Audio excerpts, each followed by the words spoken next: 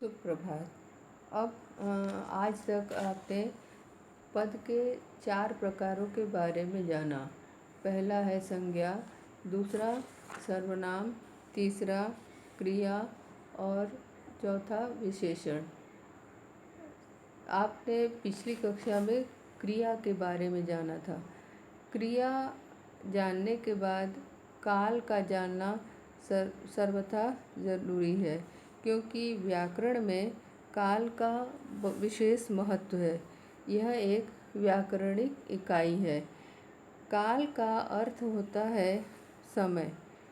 इससे क्रमशः कार्य के पूर्ण हो जाने, वर्तमान में जारी रहने और भविष्य में होने के विषय में पता चलता है। अर्थात क्रियाओं में के काम होने के समय का जिससे पता चले उसे काल कहते हैं।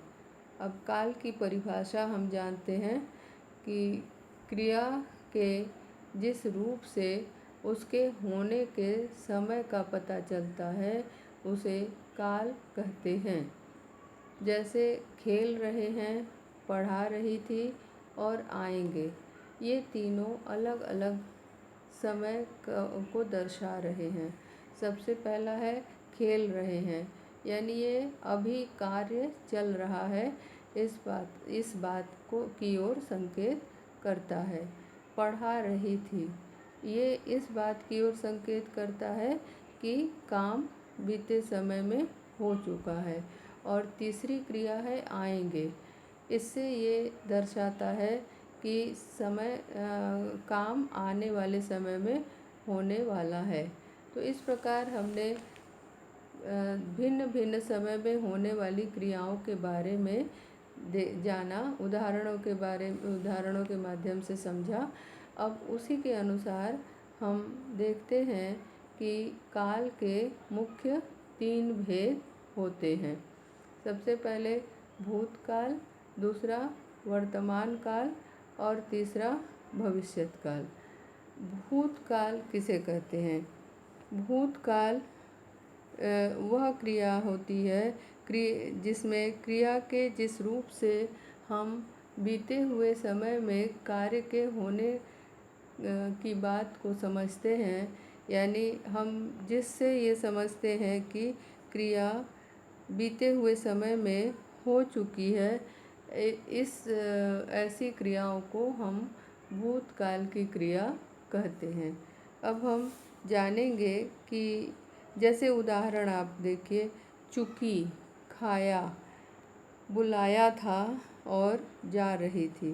इन सभी क्रियाओं से उनके बीते हुए समय में हो जाने का बोध होता है। अब ये हम जानते हैं कि भूतकाल की क्रियाएं कितने प्रकार की होती हैं।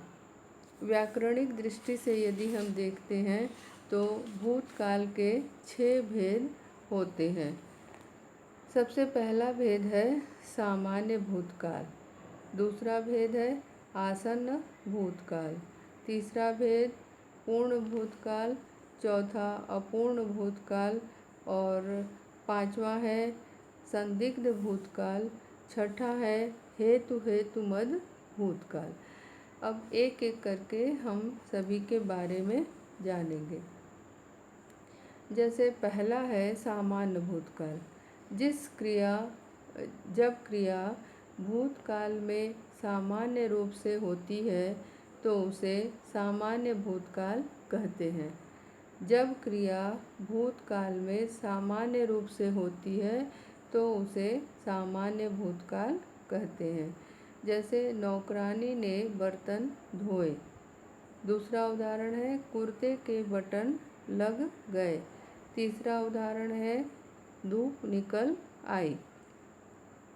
और चौथा उदाहरण है नाना ने डोसा खाया।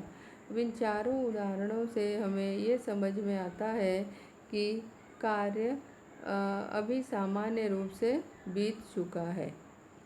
अब दूसरा भेद है आसन्न भूतकाल। आसन्न भूतकाल की परिभाषा इस प्रकार है, ऐसी क्रिया जो कुछ समय पहले पूरी होती है उसे आसन्न भूतकाल कहते हैं। ऐसी क्रिया जो कुछ समय पूर्व ही संपूर्ण हुई है, ऐसी क्रिया को हम आसन्न भूतकाल कहते हैं। जैसे दादी जी ने डांटा है, शरण पढ़कर आया है, मिस्त्री मशीन ठीक कर गया, आपकी भेजी पत्रिका मिल गई। दादी जी ने डांटा है, जो काम जैसे ऐसे समझ में आ रहा है इससे कि क्रिया अभी अभी पूर्ण हुई है। शरण पढ़कर आया है, और इससे भी ये पता चलता है कि क्रिया अभी तुरंत संपूर्ण हुई है। इसी तरह से मिस्त्री मशीन ठीक कर गया, यानी कि मिस्त्री ने मशीन अभी कुछ ही समय पहले ठीक कर दिया है। आपकी भेजी पत्रिका मिल गई है, इससे भी ये समझ में आता है कि कार्य अभी अभी पूर्ण हुआ है। इन वाक्यों की क्रियाओं से कुछ समय पहले ही क्रिया पूरी होने का पता चलता है, अतः यह आसन्न भूतकाल के अंतर्गत आएगा। अब तीसरा काल है पूर्ण भूतकाल। पूर्ण भूतकाल किसे कहते हैं? पूर्ण भूतकाल ऐसी क्रिया है जो भूतकाल में पूरी हो जाती है। भूतकाल में यानी पिछले समय, बीते हुए समय पूरी हो जाती है, उसे पूर्ण भूतकाल कहते हैं। जो क्रिया बीते हुए समय में हो जाती है उसे पूर्ण भूतकाल कहते हैं। जैसे संजना सो गई थी, मेहमान चले गए थे, खिलाड़ी थक चुके थे, दुकानें बंद हो गई थी। इन सभी में ऐसा पता चलता है कि कार्य कुछ समय पूर्व हो चुका है, यानी ये भूतकाल में क्रियाएं हुई हैं। जैसे कि सो चुकी थी यानी काफ़ी समय पहले सो चुकी थी, चले गए थे यानी कुछ समय पहले ही चले गए थे, थक चुके थे यानी काफ़ी ये भी बीते हुए समय की बात इससे पता चल रही है, और बंद हो गई थी का भी समय भूतकाल में क्रिया हुई है ऐसा पता चलता है। तो ये चारों उदाहरण पूर्ण भूतकाल के हुए। अब अगला है अपूर्ण भूतकाल। अपूर्ण भूतकाल किसे कहते हैं? ऐसी क्रिया जिसके भूतकाल में शुरू होकर भूतकाल में ही पूरी होने का पता नहीं चलता, ये अपूर्ण भूतकाल कहलाता है। ऐसी क्रिया जिसके भूतकाल में शुरू होकर और भूतकाल में ही पूरी होने का पता नहीं चलता, ऐसी क्रिया को अपूर्ण भूतकाल कहते हैं। अब जैसे हम उदाहरण लेते हैं, मधुपर्णा गा रही थी, मधुपर्णा गा रही थी। दूसरा उदाहरण है भरत सो रहा था, भरत सो रहा था। तीसरा उदाहरण है नामवर नृत्य सिखा रहा था, नामवर नृत्य सिखा रहा था। जयमाला डाली जा रही थी, जयमाला डाली जा रही थी। इन तीनों गा रही थी, सो रहा था, सिखा रहा था और डाली जा रही थी। इन सभी क्रियाओं से ऐसा नहीं पता चलता कि कार्य बीते समय में शुरू हुआ और बीते ही समय में पूर्ण हो गया, यानी कि ऐसे इसकी परिभाषा में से ये पता चलता है कि ऐसी क्रिया जिसके भूतकाल में शुरू होकर भूतकाल में ही संपूर्ण होने का पता न चले, ऐसी क्रिया को भूतकाल अपूर्ण भूतकाल की क्रिया हम कहते हैं। अब अगला भेद भूतकाल का संदिग्ध भूतकाल। संदिग्ध भूतकाल ऐसी क्रिया है जिसके भूतकाल में होने का संदेह होता है। संदिग्ध भूतकाल ऐसी क्रिया है जिसके भूतकाल में होने में संदेह होता है, उसे संदिग्ध भूतकाल कहते हैं। जैसे डॉक्टर ऑपरेशन कर चुका होगा। डॉक्टर ऑपरेशन कर चुका होगा। तोता पिंजरे से निकल गया होगा। तोता पिंजरे से निकल गया होगा। कपड़े सूख चुके होंगे। कपड़े सूख चुके होंगे। चोर पकड़ा जा चुका होगा। चोर पकड़ा जा चुका होगा। इन चारों ही उदाहरण में ये पता चलता है कि कार्य पूर्ण होने में संदेह है। अतः नाम से ही ये स्पष्ट है इस संदिग्ध भूतकाल। अतः ये चारों उदाहरण संदिग्ध भूतकाल के माने जाएंगे। अब अगला और छठवां प्रकार है हेतुमत भूतकाल। हेतुमत भूतकाल ऐसी क्रिया को कहते हैं जो भूतकाल में किसी कारणवश पूरी नहीं हो सकी। ऐसी क्रिया जो भूतकाल में किसी कारणवश पूरी नहीं हो सकी, ऐसी क्रियाओं को हेतुमत भूतकाल कहते हैं। ऐसी क्रियाओं को हम क्या कहते हैं? हेतुमत भूतकाल। अब जैसे उदाहरण ले लीजिए, आपके सामने प्रस्तुत है उदाहरण, कुछ उदाहरण, इनसे आपको स्पष्ट हो जाएगा। पहला उदाहरण है, यदि कार होती तो घूमने जाते। यदि कार होती तो घूमने जाते। यदि अशोक कहता तो खाना मिलता। यदि अशोक कहता तो खाना मिलता। यदि छाता होता तो नहीं भीगते। यदि छाता होता तो नहीं भीगते। यदि मंत्री आता तो उद्घाटन होता। यदि मंत्री आता तो उद्घाटन होता। इन चारों वाक्यों में इसके पीछे कार्य किसी कारणवश पूरी न होने की संभावना दिख रही है। कार्य किसी कारणवश पूर्ण नहीं हो सका, इसीलिए ये सारे हेतुमत भूतकाल की क्रियाएं हैं। अब हम दूसरे प्रकार यानी वर्तमान काल को लेते हैं। अब वर्तमान काल की परिभाषा सबसे पहले जानते हैं। क्रिया के जिस रूप से उसके वर्तमान में होने का बोध होता है उसे वर्तमान काल कहते हैं।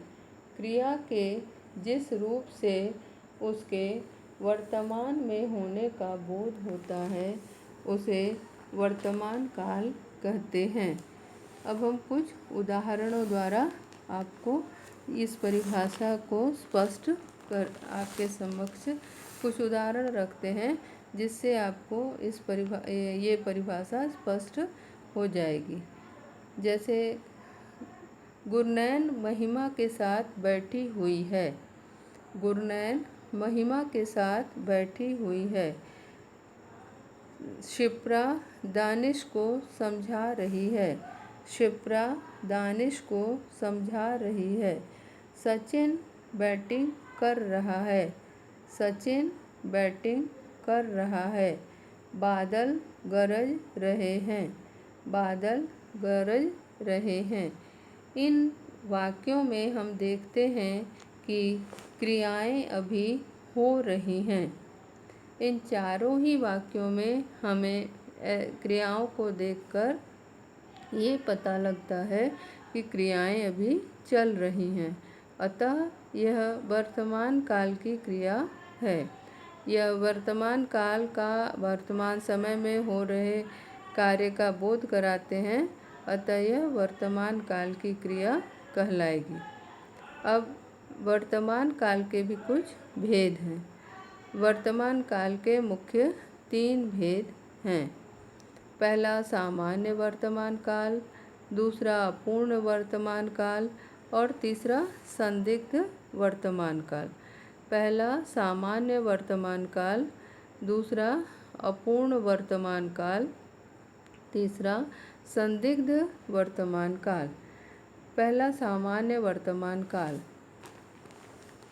क्रिया के जिस रूप से वर्तमान समय में क्रिया के सामान्य रूप से होने का पता चलता है उसे सामान्य वर्तमान काल की क्रिया कहते हैं। क्रिया के जिस रूप से वर्तमान समय में क्रिया के सामान्य रूप से होने का पता चलता है उसे सामान्य वर्तमान काल कहते हैं। सॉरी। जैसे बबलू जोर जोर से रोता है, अशोक पत्र लिखता है, पिंकी स्कूल जाती है, मिंटी अच्छा पढ़ाती है। जैसे बबलू जोर जोर से रोता है, ये क्रिया अभी चल रही है। और अशोक पत्र लिखता है, ये भी क्रिया सामान्य रूप से चल रही है ऐसा प्रतीत होता है। पिंकी स्कूल जाती है, ये भी क्रिया सामान्य रूप से इसमें भी क्रिया के सामान्य रूप से चलने का पता चलता है। मिंटी अच्छा गाती है, मिंटी अच्छा पढ़ाती है, इसमें भी क्रिया के सामान्य रूप से चलने का पता चलता है। अब इस प्रकार हमने देखा कि सामान्य रूप से जहाँ वर्तमान काल में क्रिया के चलने का पता चले उसे सामान्य वर्तमान काल कहेंगे। अब दूसरा प्रकार है वर्तमान काल का अपूर्ण वर्तमान काल। अपूर्ण वर्तमान काल। अपूर्ण वर्तमान काल किसे कहते हैं? अपूर्ण वर्तमान काल उसे कहते हैं जो क्रिया के जिस रूप से उसके वर्तमान में चलने का पता चलता है उसे क्रिया का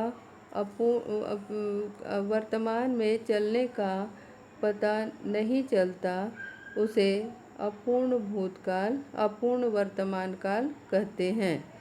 क्रिया के जिस रूप से उसके वर्तमान में पूरा न होने का बोध होता है उसे अपूर्ण भूतकाल की क्रिया कहते हैं। जैसे अब कुछ उदाहरण लेते हैं। अपूर्व मिठाइयाँ खरीद रहा है। अपूर्व मिठाइयाँ खरीद रहा है। दूसरा उदाहरण है मंजू चाय बना रही है। मंजू चाय बना रही है। गौरव तबला बजा रहा है। गौरव तबला बजा रहा है। मजदूर मिट्टी उठा रहा है। मजदूर मिट्टी उठा रहा है। इन सभी उदाहरणों में क्रियाएं लगातार चलते रहने का बोध क्रियाओं के लगातार चलते रहने का बोध हो रहा है।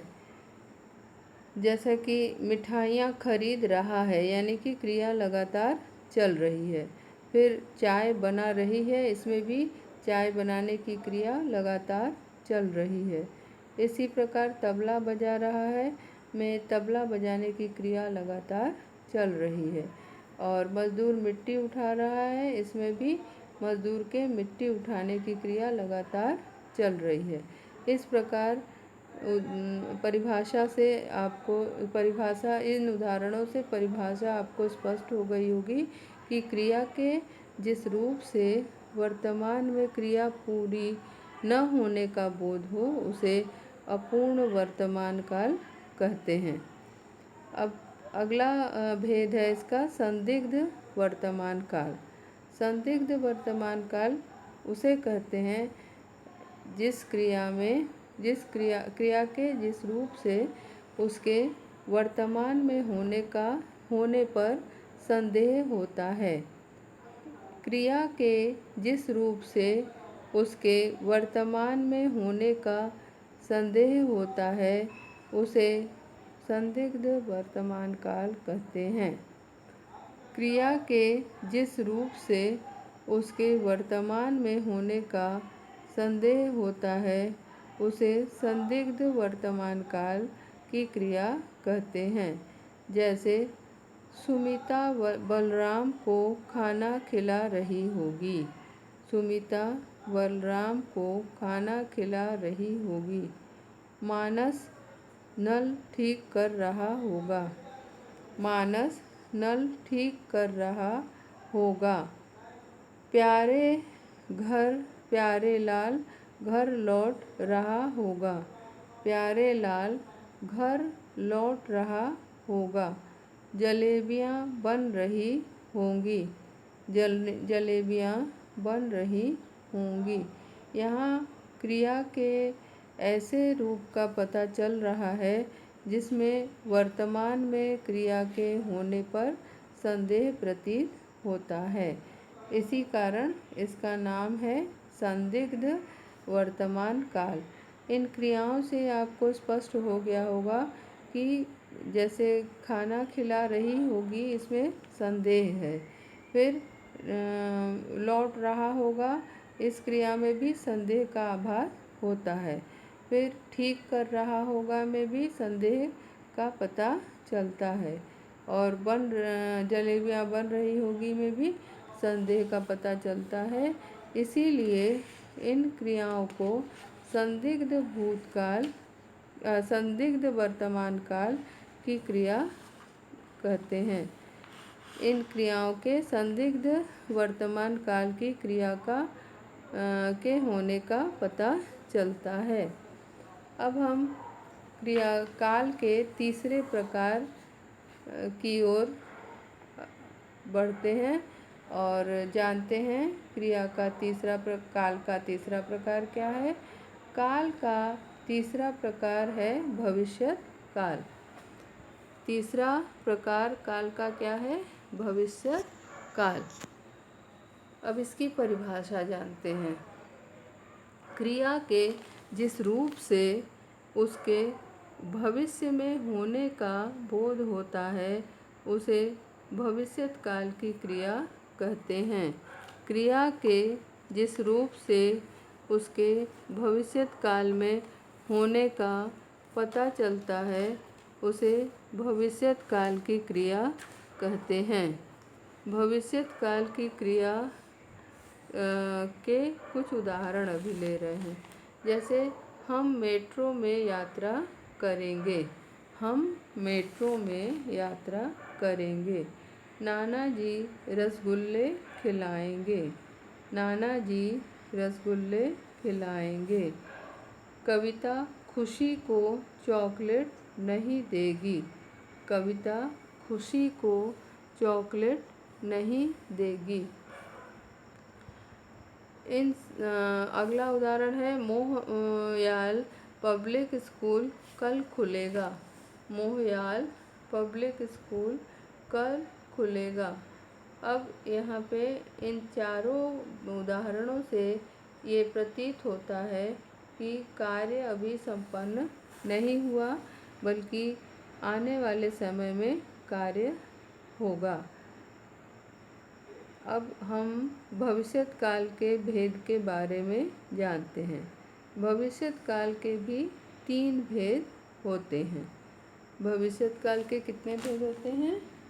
भविष्यत काल के मुख्य 3 भेद होते हैं।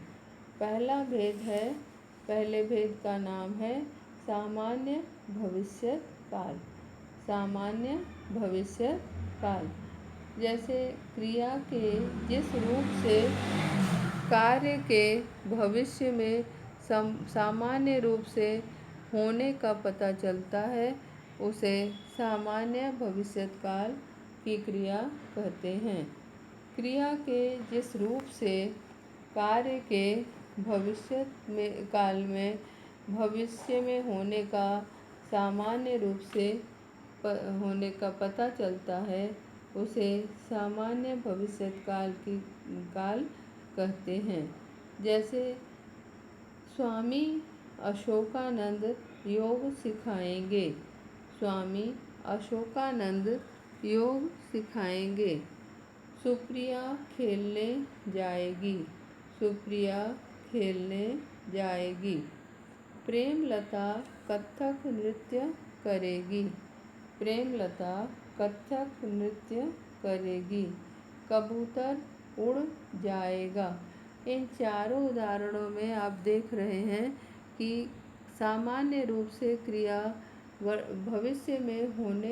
क्रिया के भविष्य में होने का पता चलता है, यानी कि ये क्रिया सामान्य रूप से भविष्य में होएगी, इसीलिए इसको सामान्य भविष्यत काल की काल कहते हैं। अब हम दूसरे भेद के बारे में जानते हैं, भविष्यत काल के संभाव्य भविष्यत काल। संभाव्य भविष्यत काल क्रिया के जिस रूप से उसके भविष्य में होने की संभावना होती है, उसे संभाव्य भविष्यत काल कहते हैं। क्रिया के जिस रूप से उसके भविष्य में होने की संभावना होती है, उसे संभाव्य भविष्यत काल कहते हैं। अब कुछ उदाहरण लेते हैं, जैसे शायद प्रभा समझ जाए।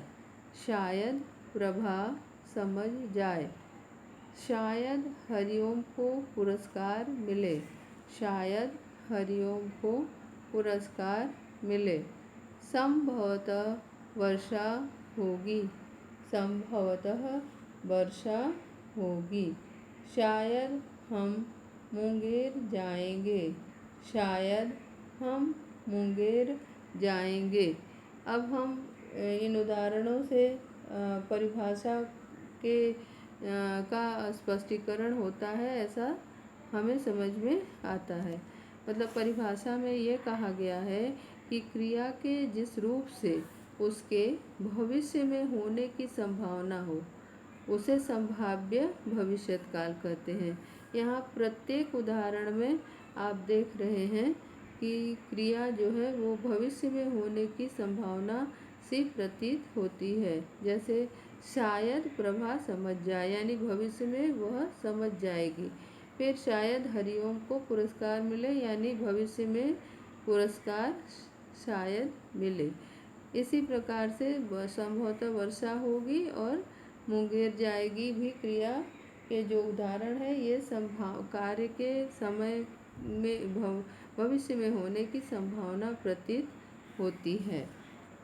अब हम भविष्यत काल के अगले भेद की ओर आगे बढ़ते हैं, जैसे उसका नाम है हेतु हेतु मद भविष्यत काल। हेतु हेतु मद भविष्यत काल, जहाँ भविष्य में कार्य के जहाँ भविष्य में होने वाली क्रिया किसी कारण पर निर्भर होती है, वहाँ हेतु हेतु मद भविष्यत काल होता है। जहाँ भविष्य में होने वाली क्रिया किसी कारण पर निर्भर होती है, वहाँ हेतु हेतु मद भविष्यत काल होता है। जैसे अमरेंद्र आएगा तो अनिरुद्ध खाएगा। अमरेंद्र आएगा तो अनिरुद्ध खाएगा। अशोक डांटेगा तो नमन उठेगा। अशोक डांटेगा तो नमन उठेगा।